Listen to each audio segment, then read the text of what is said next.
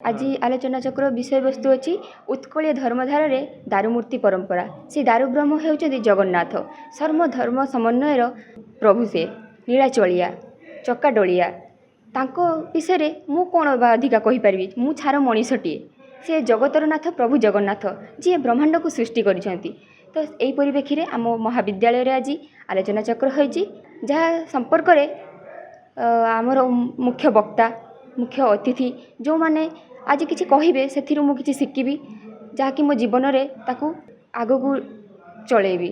सर्वप्रथम मु गोटे कथा कहवाई चाहूँगी कि आमर जो आलोचना चक्र होउछि विशेषकर यह धीरे धीरे क्रमशः विश्वविद्यालय हो बा महाविद्यालय एगुड़ाक धीरे धीरे क्रमशः नहीं लोक मैंने भूलवा को बसिले किंतु पिला मानक मध्यरे सार मानक मध्य जो संपर्क रही जानवर जिज्ञासा रही ताकू द्विगुणित करने यह हूँ आमर प्रयास।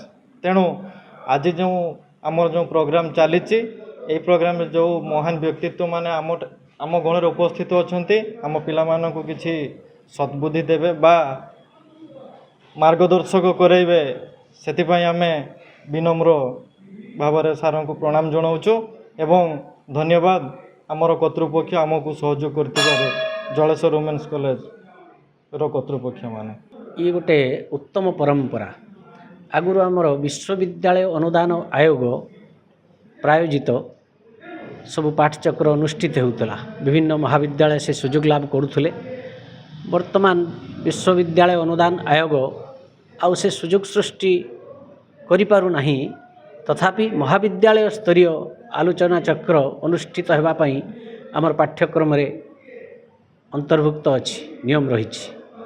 तेणु आज जलेश्वर स्नातक महिला महाविद्यालय एपरी एक आलोचना चक्र आयोजन करी निज महाविद्यालयर महत्व आकांक्षार परिचय प्रदान करी। तेणु अत्यंत मु धन्यवाद प्रदान करी कर्तृपक्ष को एभली एक आयोजन कर।